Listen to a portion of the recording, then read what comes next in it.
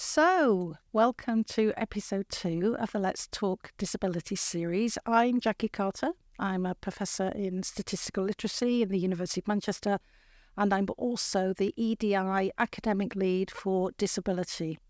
And the purpose of these in conversation pieces is to have two people speak about lived experience of disability. And so we have Laura here, who's going to introduce herself in a minute, who will speak about her lived experience of disability as a PGR student. And I have Colette, who's the Vice President for Research at the University of Manchester, who is one of the senior leaders at the university. And the aim of these conversations is to be in dialogue about disability in order that we can learn more about what it means to be a PGR student or a member of staff, both academic or professional services, so that we can understand better what it means to be disabled at the University of Manchester. I'm going to start by asking Laura if you can introduce yourself, and then I'll do the same for Colette. So anything that you'd like the listeners to know about you, your role, and why you're sitting in this chair today, please, Laura. So I'm Laura Howard. I'm a third-year PGR in Archaeology. I'm also co-chair of the Disabled Staff Network at Manchester, and I co-run the Disabled PGR group here. So I have physical and cognitive disabilities because of a brain injury. I was in a little bit of an accident when I was 22. Because of that, I have chronic pain and fatigue, and on the cognitive side, I have trouble with memory and comprehension. Luckily, neither skills are needed in a PhD. It also affects my speech, so it's a bit like Malcolm and Wise, all the right words, just not necessarily in the right order. So if at any point, Colette, you can't understand me, please let me know. I promise I won't get offended. It also has an effect on my ability to moderate swearing, which always makes situations like this quite interesting. And I became involved in activism for disabled PGRs at Manchester because when I joined the university, I felt like I was the only disabled PGR here, and I was facing a lot of barriers that my non-disabled peers weren't facing. So when we got the opportunity to start the Disabled PGR group, it was suddenly like, oh my God, there's 50 of us, and we're all sort of facing the same issues. So from there, it felt like, well, we can build on this. Can we actually use our voice collectively to try and get some changes made? And since then, I've been mithering Jackie pretty much non-stop. It's resulted in me being here today. Fantastic. Thank you, Laura. I don't see it as mithering. I see it as working together collaboratively on issues that need addressing. Thank you. Colette, could I ask you to do the same, please? Yes, I'm Colette Fagan. I'm Vice President for Research, and that includes looking after our postgraduate researchers and our research staff, as well as our broader research strategy. I'm a member of the senior team, which is the executive team of the organisation, working with our President and Vice-Chancellor. I'm Professor in the School of Social Science, and a lot of my research over my career has been on issues of equality and diversity, primarily through the lens of gender inequalities and looking at the situation in different organisations, different countries. And I am a member of the university's EDI group, which is leading the implementation of our strategy with a sponsorship of Black and minority ethnic staff, which was, there was a number of roles, and I chose this one and was asked to do it. Thank you very much, both. So the purpose, as I say, of this conversation is really to uncover, to give a voice to disabled staff and students, but to uncover not just the barriers that are faced, but also the strengths that we bring to those roles. So I'm going to hand over to you both to have the conversation. I'll jump in at subsequent points. But Laura, over to you. What is it you'd like to start by sharing with Colette? So as you were saying, there are a lot of strengths to being a disabled PGR. For instance, I spent sort of 6 years rotting in a bed in my parents' home, being looked after by them, before I was referred to a neurological clinic and they got me back up and running. So the worst has already happened to me. So I'm hugely resilient, which is great on a PhD because everyone's PhD goes wrong all the time. I hope that's true and it's not just me. But my attitude is very much, as long as I'm upright and my bra's on, it's a good day. As well, because I have to adapt constantly to my body, I'm very adaptable when things go wrong. I'm also really surprisingly good at planning. Because I constantly have to have my brain on, right, my medication, need to keep that sorted, I need to keep doctor's appointments sorted, need to make sure I've sent all the right stuff off to the benefits office. I'm already good with planning on the PhD, and because I can't leave things to the last minute because I don't know how I'm going to feel at the last minute, I'm never sort of submitting rushed work. It's always very carefully thought through. I think another strength is, well, not memory, because I forgot what I was going to say now. It'll come back in a second. Sorry, it's like a Windows computer. I've got a very different perspective as well than sort of other PGRs on the course. And because of that, because I work weirdly in decolonial practice, it's had an effect on that because I'm already very EDI aware. So there are a lot of strengths that I think we do bring that apply to a PhD. There are some barriers as well, though. There are some things we face that our non-disabled PGRs don't. So things like supervisor relationships. When you first meet your supervisor, you want to impress them. You've picked them for a reason. You want them to think they've not made a mistake. And you don't want them to feel like you're a problem PGR who just moans all the time. So it's difficult to sort of explain to them, oh, I can't do this, I'm not feeling too good, or I can't go to this event. As well, it's difficult to engage in the PGR community, which is actually what led to our disabled PGR group. So, for instance, in archaeology, our seminars are at 5 o'clock, followed by networking. I'm done by 4. My bodies give up. I need to be on my couch and not speaking to people. So research seminars are out. Conferences. I recently went to a conference in Belfast. It was a 4-day conference. Went really well, but then I needed a week off downtime. As well, a lot of us are self-funded because I don't want to generalise, but a lot of us in the group don't look like great applicants. So take me, for instance. I had my accident right at the beginning of a master's I was doing in Sheffield. At the time, we were told we anticipate that master's students would be prepared for all eventualities. So there was no support for me.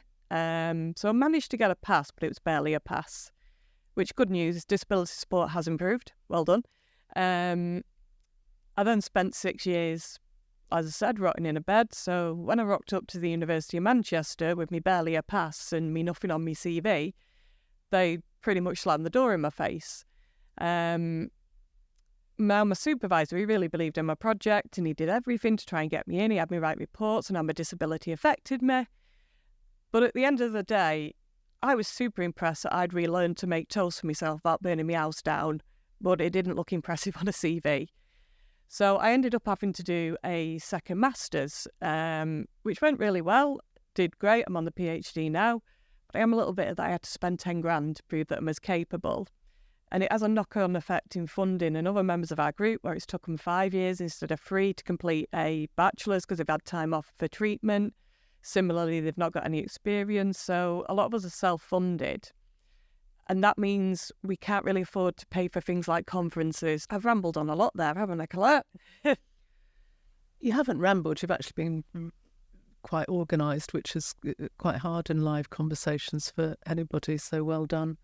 And I think the points you've drawn out are really self-reflective about resilience, adaptability, building in that buffer rather than doing it just in time, having to think through your project in different ways. These are all things that every postgraduate and academic needs because of the nature of the work we do.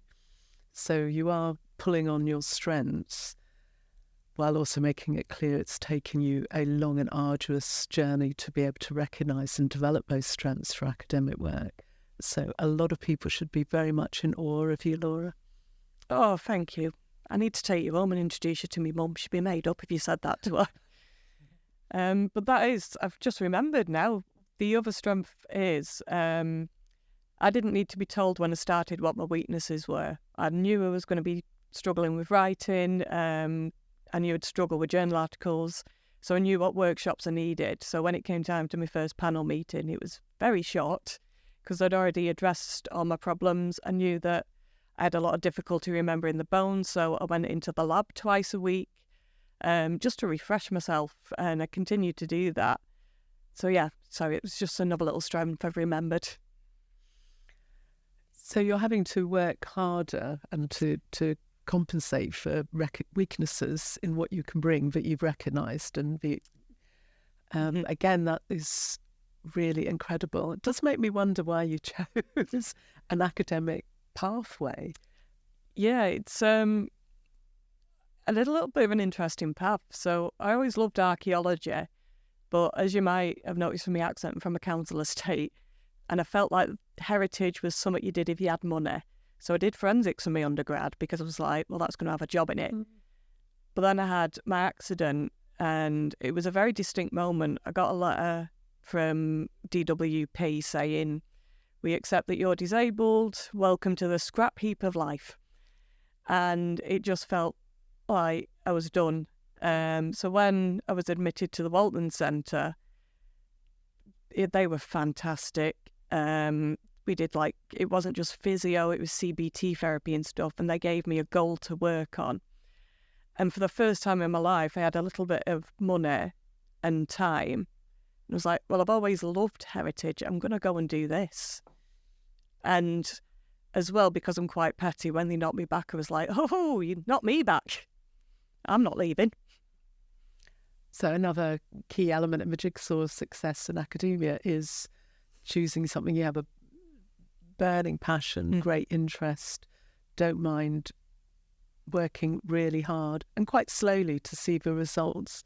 So that is inspiring to hear that you still love archaeology after all this time. I know, it's great. It's and it's one of the most welcoming, I'd say, SALC for disabled PGRs. I think there's just a general attitude of it's been there 10,000 years, what's one more day going to count?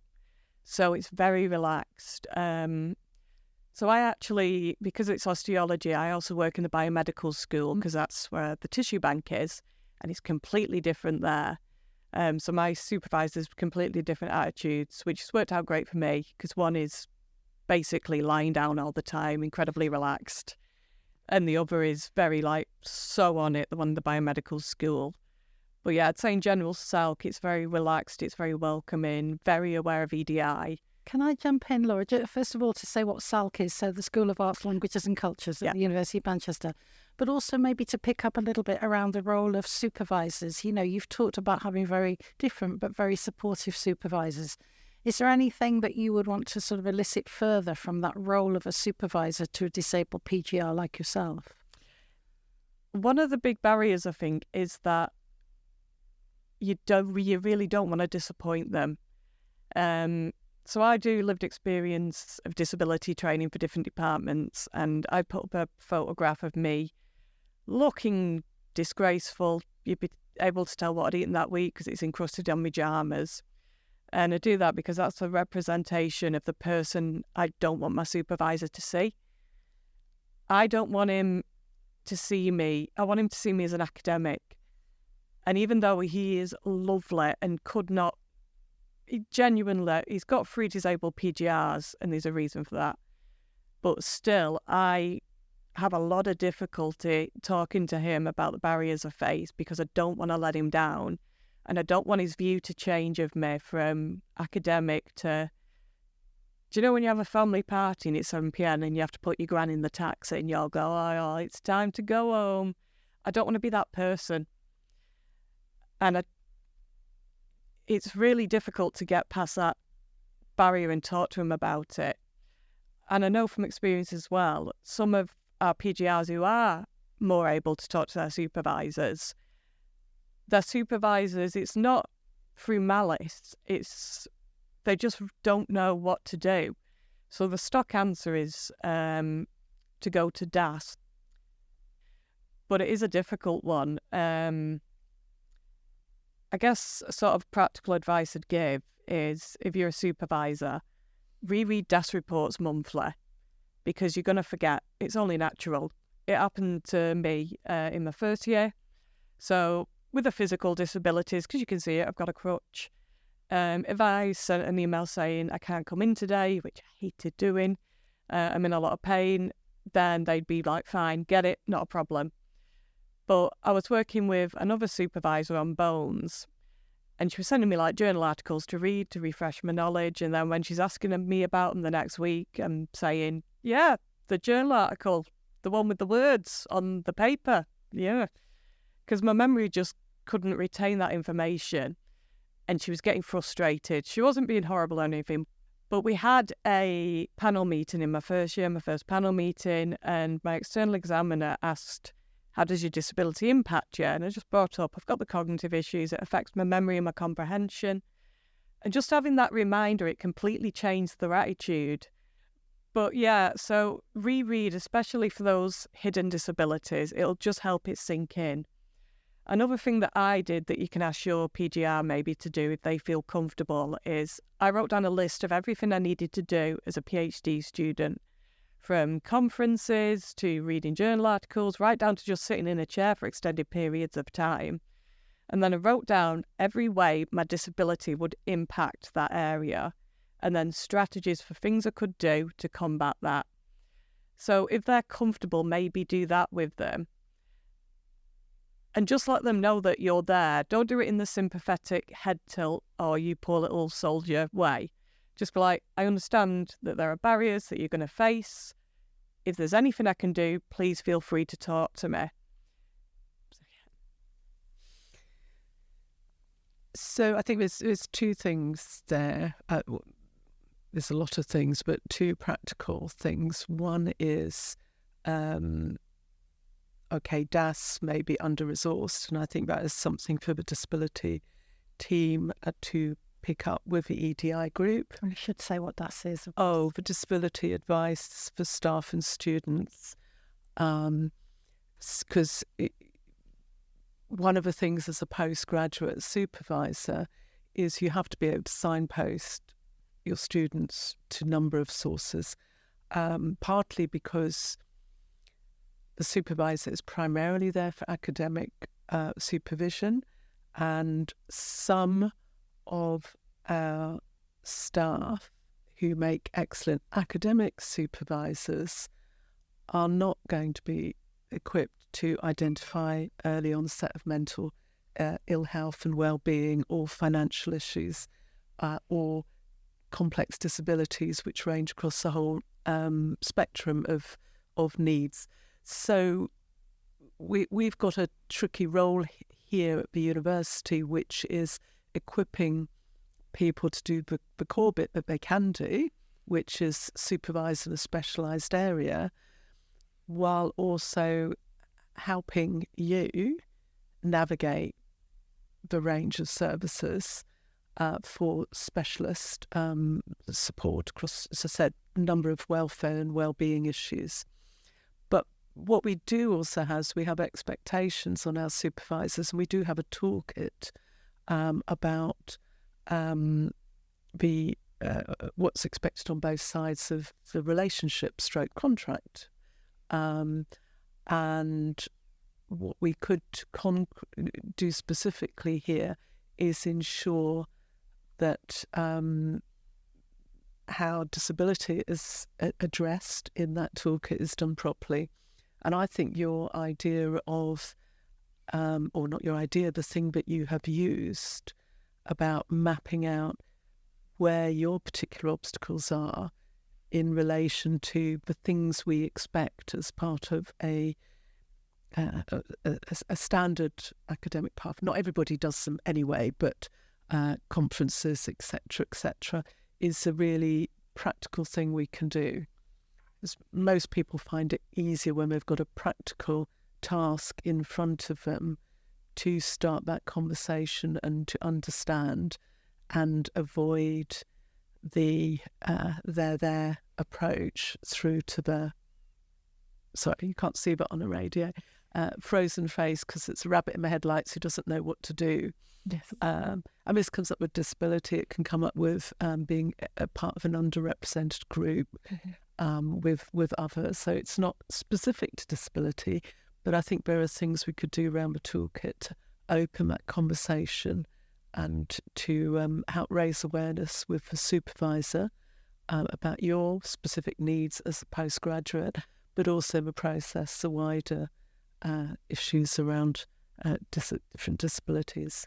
Thank you. I'm going to come back on that to both of you as well, because Laura, you're here today. I've disclosed I have disabilities. You've shared that you have disabilities, but not everybody feels comfortable doing that. So I think one of the issues that we face as a university, as do many organisations, is how to support everybody, regardless of whether or not they're able and willing to share that they have a disability. So I don't know if you've any thoughts on that. I mean, certainly the work you've done around the Disabled Staff Network and the PGR group as part of that. Is there anything you'd want to say about how we can support, how we can be disability inclusive, regardless of whether people share their disability?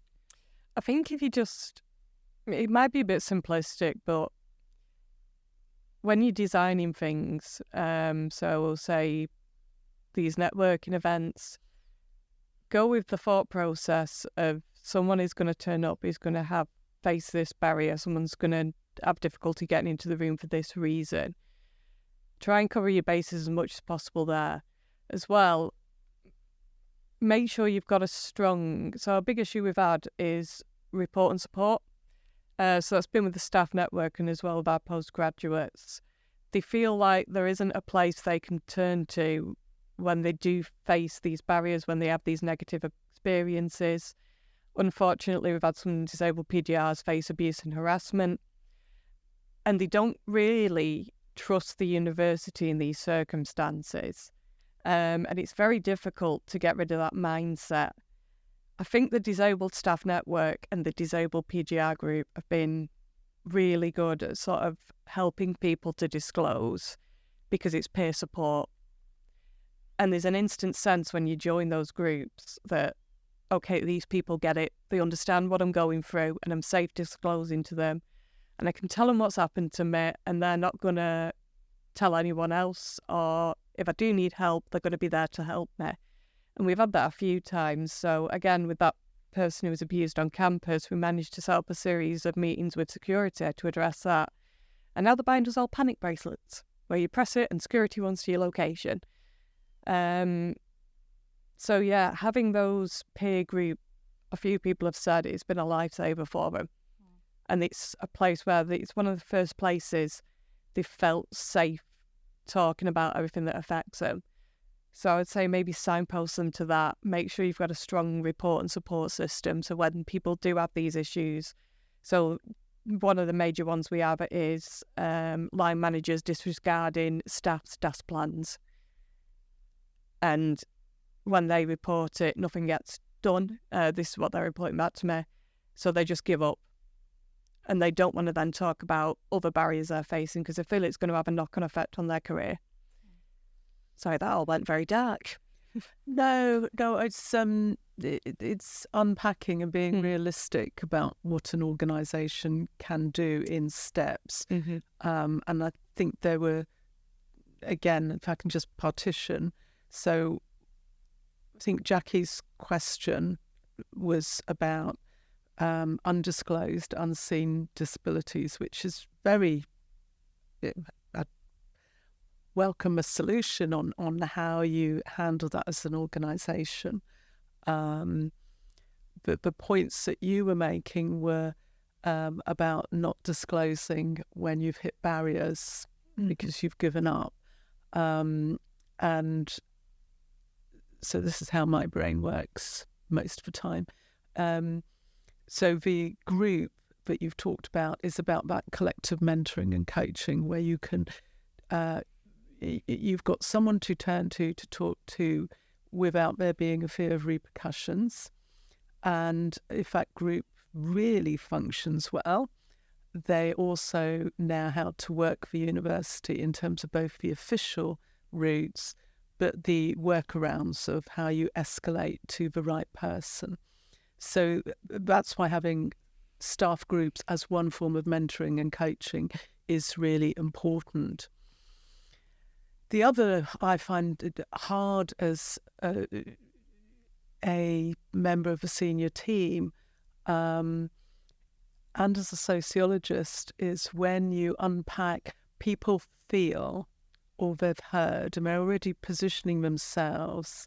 And then we've got two things to do. We've got the feelings, emotions, trust, which is hard stuff to shift, and a lot of us don't find it as comfortable as driving other things. But not more importantly, as a sociologist, I have to think of the structure as well, which is this is one kind of data that is telling you there's something about the structure people don't understand because we've not explained it properly or because it's not working. So I can put my hand on my heart and say, I think our support and report service works really well because I've seen the resourcing, I've seen the people in it. We get annual reports on who uses it and so forth. It's not perfect, but I trust that system and I think it's got better. So for me, it's how do we get the staff group, among others, to understand that most organisations are going to let people down at different times, but there are ways through, and the journey isn't always as painful as it may feel if we're relying on memories or other people's experiences, which are very true and valid, but things may have moved on and we need to be able to get that message through. The second bit I find hard here as well is when people want to use, this is a weak bit of the report and support service, which is where people want to report unintributed about something that happened somewhere in the university and there's no detail to go on. So our goal is to really try and get people into a space where they know and trust it's a confidential service, but we need to know a little bit more detail to be able to do a targeted intervention. I got a sense of where there are hotspots for, in my other hats, looking after research, for research misconduct. So I try and work. They're very small, but they are quite isolated. But it means you can do something effective rather than me trying to train every single academic or my team to train them. So it's creating, with the help of the staff group, a confidence to be able to say, even if it's to say it happened in this school, even better if we know the department, and if appropriate, to move into the more formal stage where it's actually, and it was this person on this date. There are different interventions for both, but we can try and improve the environment that you have to study and work in. I think you've uncovered an awful lot through that short part of this conversation. I often think that, the best system will be where we don't get any reporting. Okay, so we know that we do it where we're inclusive, we're trustworthy, people know where to go to get the support. And I know you're doing a lot of that behind the scenes yourself, Laura, so I know because we've talked about some of those things. And certainly on this In Conversation series, it's good to touch on, but without losing sight of some of the really good practice that's going on at the university, across the university, but also at local level. So I want to thank you for all the work that you're doing in that space. And having safe spaces, having safe spaces that people know that they can go and be listened to. And again, one of the purposes of this is having a voice for people through a disability lens particularly, but of course we're looking at this intersectionally. So I think we do get things wrong. I think we have to admit as an institution we get things wrong, but I think we're also on a journey together where we're trying to improve the lived experience of people who have disabilities. So it's really helpful that you're bringing these circumstances to our attention. So moving on, we've unpacked a lot. Is there anything else either of you want to touch on before we move on to the final question that I posed for you both that you think the listeners would appreciate hearing? I think there has definitely been an increase in trust since we started the disabled PGR group, because people have a name and a face and they know where to turn. So Jackie, you come to several focus groups. We've had Stephen Pearce come to several focus groups. Like I said, we've met with security, we've met with DAS. And because we've been able to talk to these people and they've been able to explain their position to them, it has definitely built up more of a relationship of trust. It would be great if that could improve, just because I'm a bit knackered now. Just because I'm a bit tired.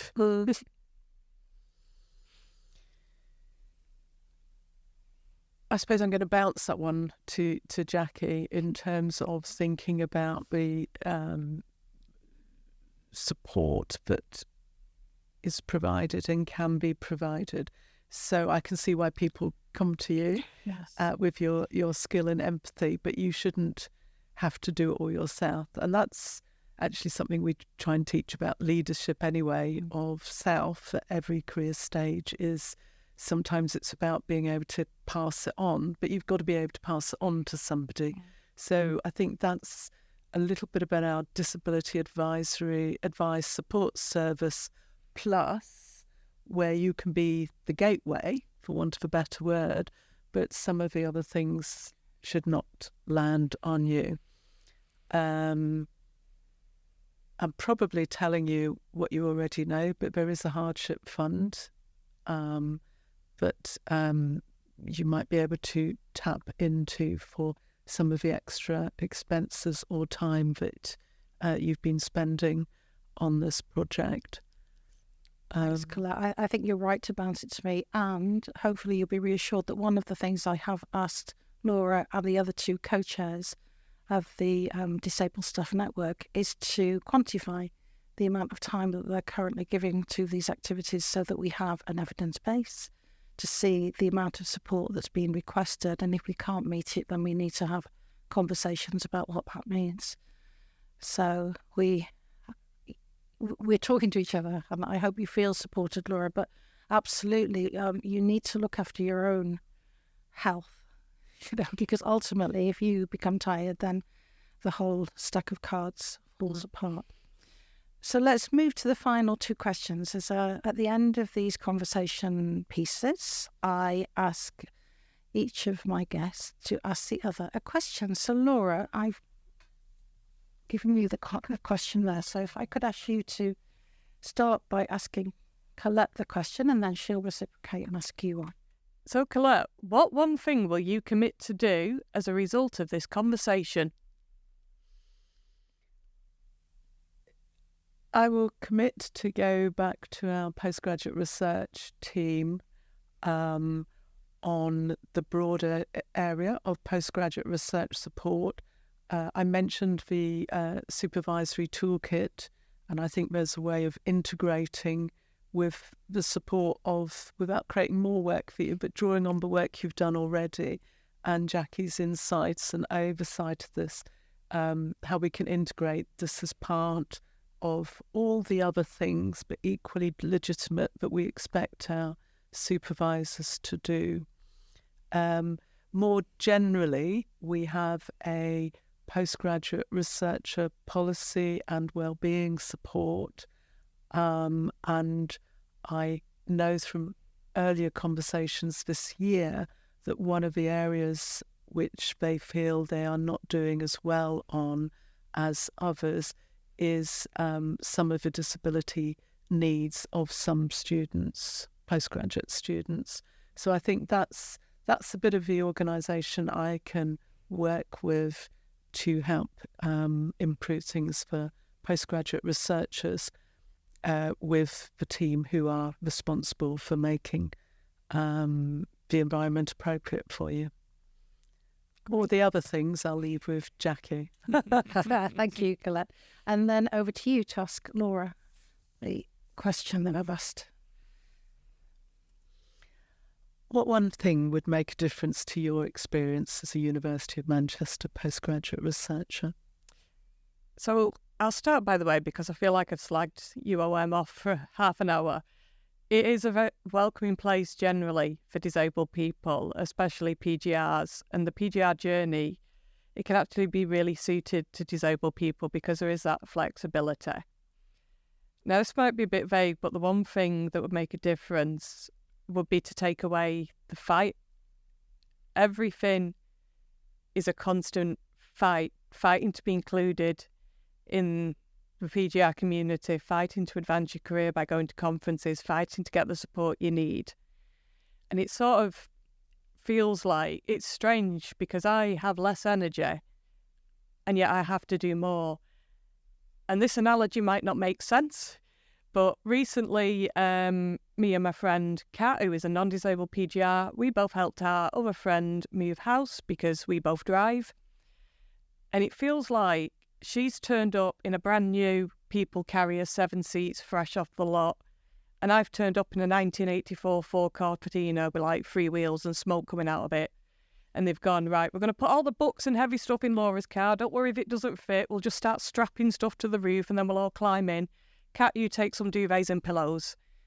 And I feel like I'm stood there going, what are you doing? My crap car cannot take this. I'm falling apart. I'm like the car at the end of the Blues Brothers with everything falling off. Why is it all being strapped to me? I would say, though, it doesn't feel like that the majority of the time. I do feel, especially since we started the PGR group included, but a lot of us do feel like, why do we have to fight so much? So if you could take that away, one thing that might be helpful for that is just having a name and a face. Just being like, you're disabled PGR, you got a problem, go see Dave. We should have that.